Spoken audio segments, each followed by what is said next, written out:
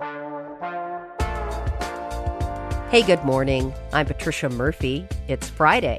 This is Seattle Now. We're headed into a long holiday weekend. If you're taking a road trip, you'll need to fill up the gas tank, maybe even get some new tires. For a longer journey, a rental car can be helpful. Don't forget to pick up toiletries and refill your prescriptions. If you're in town hosting, grab some extra lawn chairs for the guests. You can get all of this at Costco, along with your groceries. Conventional wisdom is that Costco is a good deal, but grocery prices are up. Grocery inflation is up 27% in the last 5 years, following pandemic supply chain disruptions and international turmoil. So will shopping at our local bulk retailer Costco save you money this holiday? Our friends Tio Popescu and Claire McGrain at Control F decided to put Costco's prices to the test. Here's Tio. How do I explain Costco? Costco is a wholesale warehouse shopping experience. Costco is a whole day adventure. You go there, you can get your prescriptions, you can get a snack, you can sample the wares, you can buy in bulk, get your socks and your shoes and your clothes and your food and your furniture and everything in between. And also, it's run on a membership. Yes. There's no one way to describe Costco because Costco is everything. I had this game with my brother when we were kids where we tried to think of stuff that Costco did not sell. That's a great way to put it. The only thing we came up with was live pets. Like, you couldn't get a gerbil at Costco, but you could get most of the things you would need to have a gerbil at Costco. There are other wholesale retailers that work this way. You get a membership, you get access to like bulk buying. The big ones are Sam's Club and BJ's Wholesale in the US. But Costco is kind of the original. And also, we're both Costco people. We live in Seattle. They're based 15 minutes from where I grew up. So it makes sense that we're using Costco as our example. So today, can shopping at Costco actually save you money? We're going to start with some basic numbers that we have to consider in the form of a pop quiz. Tio, how much is the standard annual membership to Costco? Oh, no. You're such a Costco person. I assumed you'd know this. Yeah, but I'm a Costco person via my husband. Okay. I'm going to guess that it is $120. The Gold Star membership, which is like the basic membership, is $65 Ooh, for the whole year. Okay. You got pretty close on the price of an executive membership. Well, maybe that's what we have. Maybe that's what you have. Hey. That one is $130 for the year. Okay. Do you know about the executive membership cash rebate? Ooh, no. I'm curious if this has anything to do with like the gas station. No. Basically, if you're an executive member, you get 2% back on a lot of purchases at Costco, like 2% cash back. Does not include gas. Also does not include alcohol. Sure. So one of the things that people bring up, particularly on the Costco subreddit, where I've spent a lot of time over the last few weeks, is balancing out the cost of that executive membership with the rebate. So if you shop there enough, you could make your money back. And in order to do that, you have to spend $6,500 a year at Costco. Oh, I think you can do that. So the value proposition kind of these wholesale retailers is you invest money upfront via your membership, and then you save by buying in bulk. And the question I have is, will you make enough money back on the savings to really outweigh the membership? Costco probably kind of knows the answer to this because they track every single purchase, because every purchase is tied to your member ID. So Costco knows every item that I have ever bought at Costco because I had to scan my ID card before I was allowed to check out. Fascinating. I mean, it totally makes sense. Like, yeah, they can track everything to your member ID, which means they can give you very customized recommendations and everything. That's I hadn't even thought about that. That's fascinating. And I think it's one reason why Costco is such a trusted brand, because they Right. typically don't do that. Like, in theory, you could go to Costco and buy pistachios, and then Costco would sell that information to advertisers, and then suddenly you start getting Instagram ads for pistachios. Right. But they say that they are not doing that. And they famously do not talk to the media. Like, I've tried to get in touch with them. I reached out via this whole Google form situation they have for journalists. That was weeks ago. I have not heard back. So I'm relying on publicly available data here. And the first thing I did was get in touch with an economist who works on cost of living index data. The cost of living index is basically how much it costs to live in a certain area, and it's based on certain goods. So this economist is on a team who collects price data, analyzes price data, sends it to be kind of aggregated nationally. And I thought he or someone he works with would have Costco data so that I could check if Costco is just cheaper than other grocery stores. But he did not have that data because wholesalers are not included in cost of living measures. There are two reasons for this. One, they are membership based, so you can't walk in off the street and buy a dozen eggs. Yeah. And the cost of living index is only based on like publicly available goods and services. The other thing, though, is that bulk selling makes the math weird, Yes. right? Like, if you have to buy 5 pounds of apples at Costco, how do you compare that to a single apple that you buy at like a Kroger store, right? Literally, you can't compare apples to apples. Yeah. Oh, I was hoping for a better response to that, but okay. Look, it is not even 10 a.m. and I'm not a morning person. Give me that joke at noon and you got a solid banger from me. We need to change the time we're taping. We need to change the time we're taping so that I am laughing appropriately at these jokes. That's the truth here. Also, I need to finish more of my coffee. So the economists are not collecting this Costco data for me. I did find one place that included Costco in a price comparison, and that was Consumer Reports. Ooh. They did their own like grocery price survey of 35 like places that sell groceries. It's not even necessarily grocery stores because like Walmart's in there. Yeah. Some of these are everything stores that also sell groceries. So 35, stores in 6 different cities. Do you want to guess the cheapest place for groceries according to this data set? Ooh, okay. If it's not Costco, I'm curious if they're going to say like 7-Eleven, strangely, in some weird, or like City Target or something. You can get a good avocado at a City Target. The answer, the cheapest place for groceries in this data set is Costco. Hey, Yeah. Costco. I was assuming it was a trick question. I thought you were doing what I do to you. No. Right? Okay. I'm asking you good, honest questions here, Tia. So Costco is the cheapest. BJ's Wholesale was the second cheapest by 0.4%. Like, they were really close. Wow, yeah. And for some reason, Consumer Reports decided to not give actual price data and just benchmark everything compared to Walmart's prices, which makes it really confusing. But Costco and another wholesaler are the cheapest. Then kind of middle of the pack are brands like, Safeway, Kroger, Publix. And then there are some stores that are quite a lot more expensive than average, like Albertsons. I was surprised to see how high they were on this list.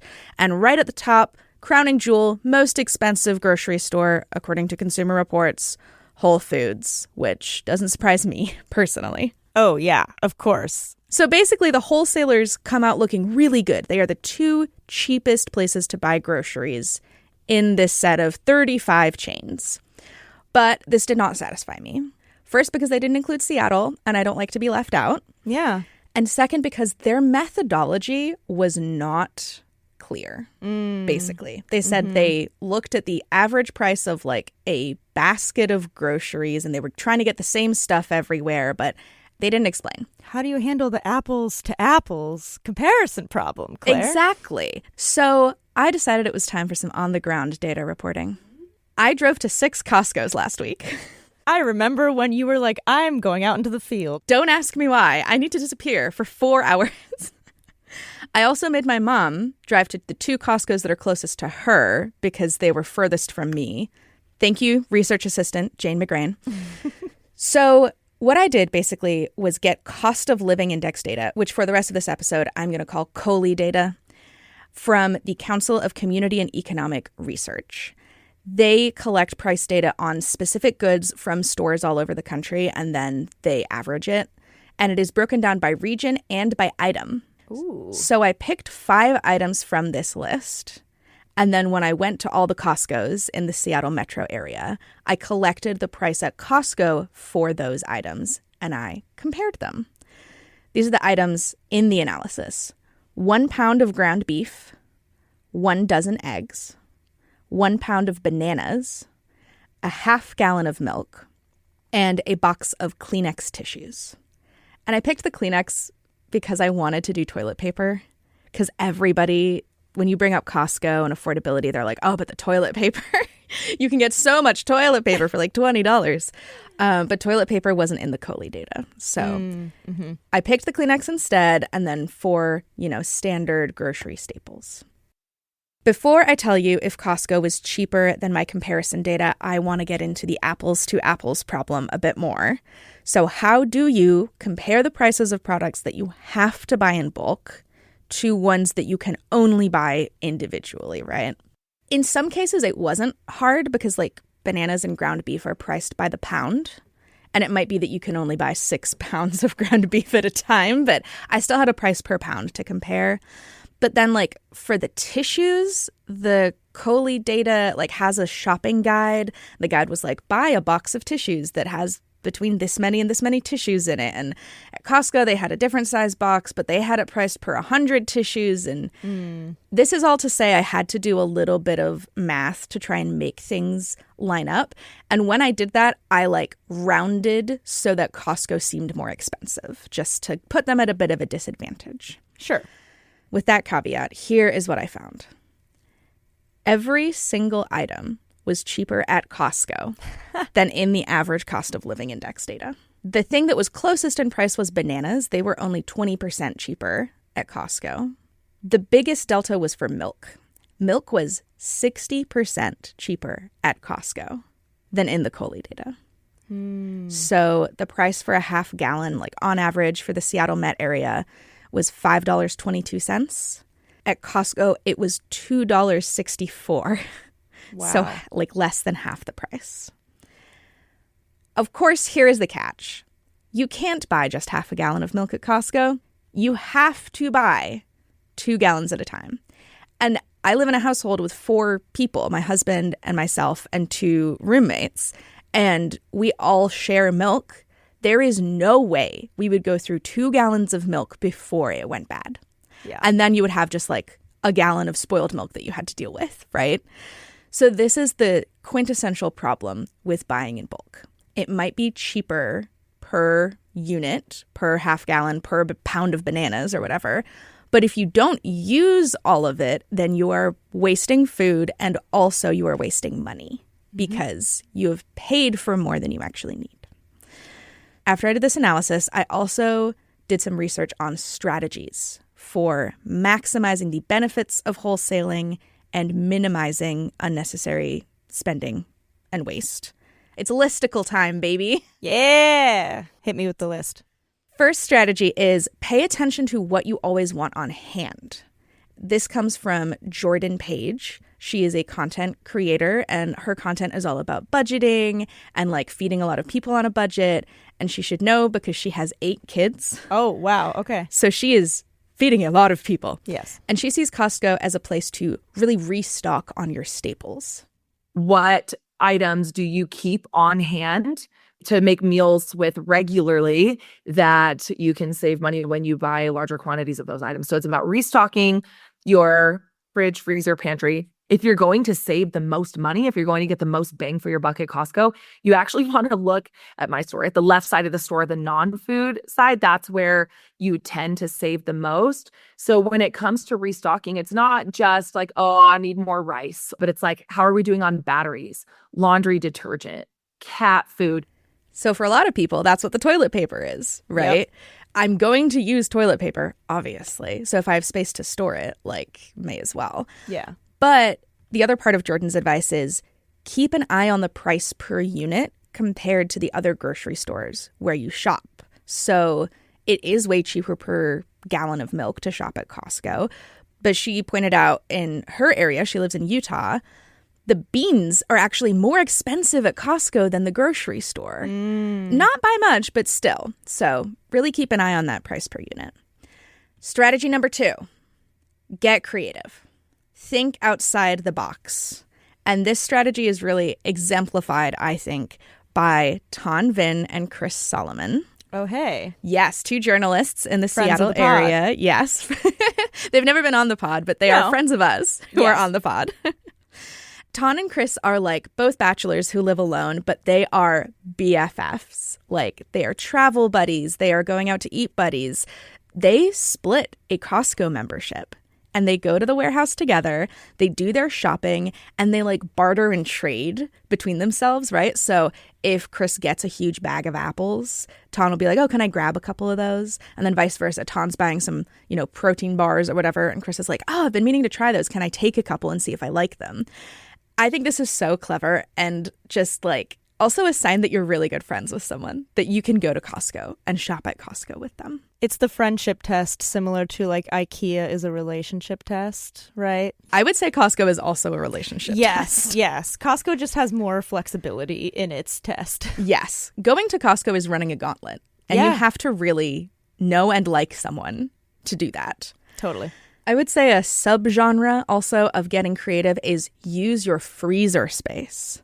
And this is the number one piece of advice I saw on the Costco Reddit, especially for people that live alone or there's only 2 people in your household. Buy the 6 pounds of ground beef and then freeze whatever you don't want to use that week. Obviously, if you don't have a big freezer, that can be tough and etc.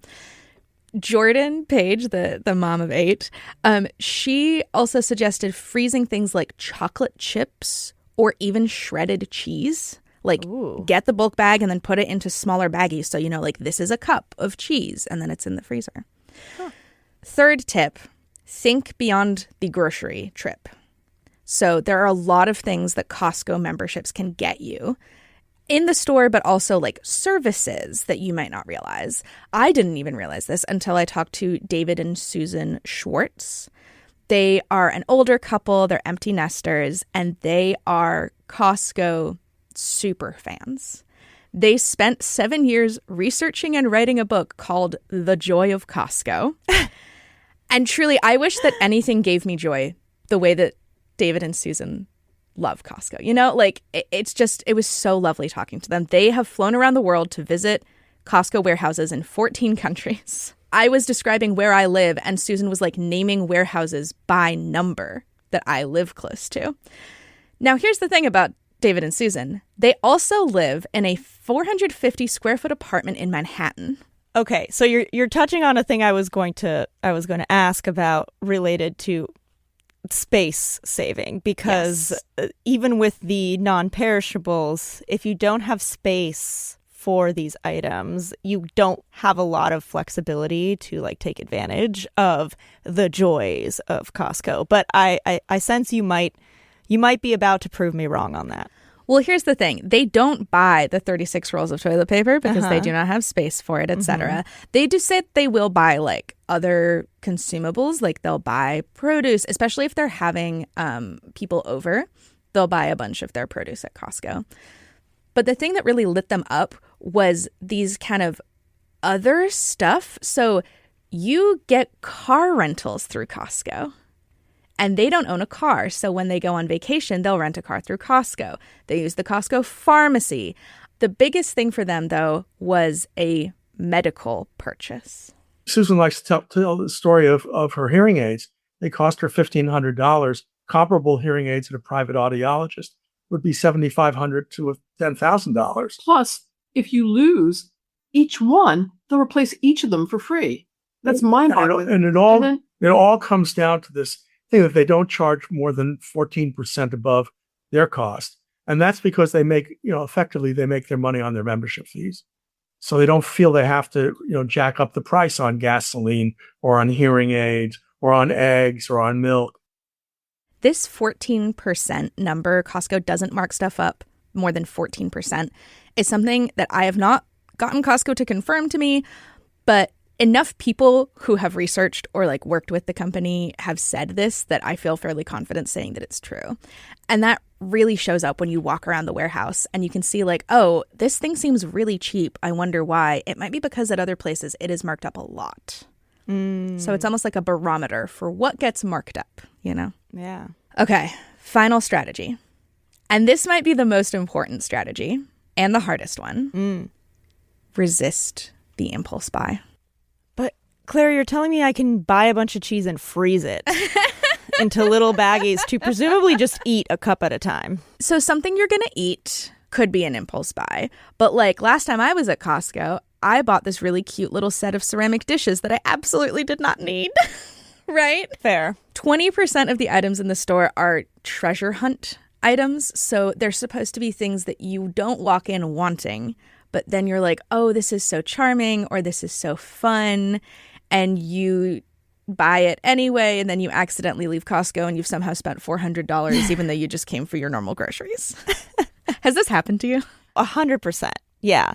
I almost bought a life-size nutcracker. I was talking to our editor, Phyllis, about this. They pull it out every holiday season. And I had seen it a couple of holidays in a row, and it had been a dark holiday season for me, and I wanted to, really light up my holiday. And I walked by it on my way to just getting produce. And the only thing that stopped me was the fact that I didn't want to have to go get one of the pallet things to stick it on there. If I had seen one of those pallet things just like around, I would have purchased it. It would have come home with me. And everybody I talked to had a story like this. They know how to psychologically get you. My favorite story that I heard about this, even including your nutcracker one, was from Jordan Page. I was recently divorced, moved into my new house, starting over with Christmas decorations and all these things. And I walked by it and saw the most beautiful, like sparkly illuminated reindeer set. I walked by those freaking illuminated deer 20 times and I left the store because I was like, I love them. But it was like, $300 or whatever for the set. And I was like, that's just too big of an impulse buy. And I left. I did leave the store. And then I ended up going back the next day because I was like, I can't live without those illuminated deer. And I went back and they're the greatest things ever. And I love them very much. Now I have these deer living in my garage. I really appreciate that she frames it as they live in the garage. They're not stored there. They live in the garage. Well, she gets to walk by them and I assume think about the joys of Christmas every time she sees them. Just give them a nice little pet, pat on the head. So this is the bottom line about Costco and also any other retailer, right? It's not a magical place where you're going to just wander in and get the best deal and with no planning, but you can take advantage of what is unique about those stores to save a little bit of money if you have the money to invest up front and if you have the money to invest in buying in bulk, right? It's not really an option for someone that is struggling just to get food on the table. But if you have a more comfortable income and food inflation is starting to eat into your budget, shopping at a wholesaler could make the budget go further. But I do want to go back to that membership question that I posed earlier, right? Because Costco is making all kinds of money on their memberships. We know this. When I pay my membership to Costco, am I going to save enough to make that back and maybe even save more? That's one of the things I was curious about. I did this math for my household back when we got a Costco membership. And the way I broke it down was by just looking at toilet paper and paper towels, something which are wildly expensive for what they are, in my personal opinion, and something that everybody has to buy. Not everybody has to buy paper towels, I guess, but most people are buying those things. I looked at how much we were paying at the grocery store by our house where we would get toilet paper and how much toilet paper we would get for that price. And then I figured out how much it would be if we bought toilet paper and also paper towels at Costco instead. The math worked out that over the course of a year, we would save more than $65, the membership fee, if we had a Costco membership. So that's what prompted me to get one.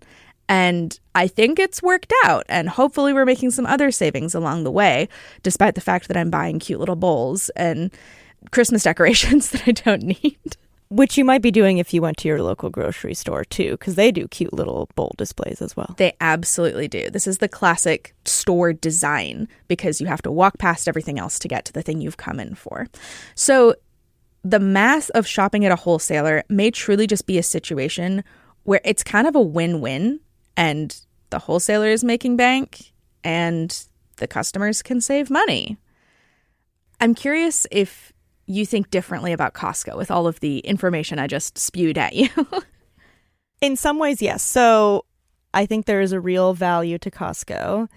The East Coaster part of me still has some skepticism of like that value is really locked into someone who has a car and has the space to store stuff, right? And has enough money to afford to buy in bulk, right? These are kind of like 3 things you need in advance in order to really be able to take advantage of the savings of Costco. But if you do have those 3 things, those savings are real and you can take advantage of them really quickly, right? When I lived on the East Coast and didn't have a car and had to walk to groceries, something like Costco would not be realistic, right? The piece of the puzzle that you brought in where their markups are capped in some ways because of the membership fees. And so that provides these savings around like medical devices and some of the other things they offer. It's something I hadn't really considered in that way. And it really does make me realize that there are other values to Costco for folks who can't take part in the kind of like bulk spending parts of things. Like I am about to jump into the journey of wearing eyeglasses, and maybe I'm going to go do that at Costco now, right? I know folks who are looking at hearing aids, and now suddenly I'm curious to see what that might look like to do at Costco. So yeah, I think suddenly Costco has a whole new sector opened in my mind.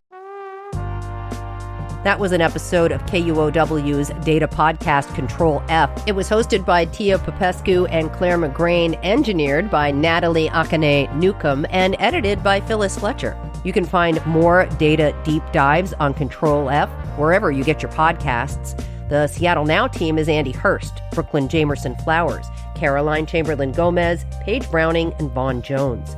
Greg Kramer does our theme music. Seattle Now and KUOW Public Radio are members of the NPR network. I'm Patricia Murphy. We're taking the afternoon off of news coverage to get an early start on the holiday weekend. See you tomorrow for our weekend listen, and happy early 4th of July.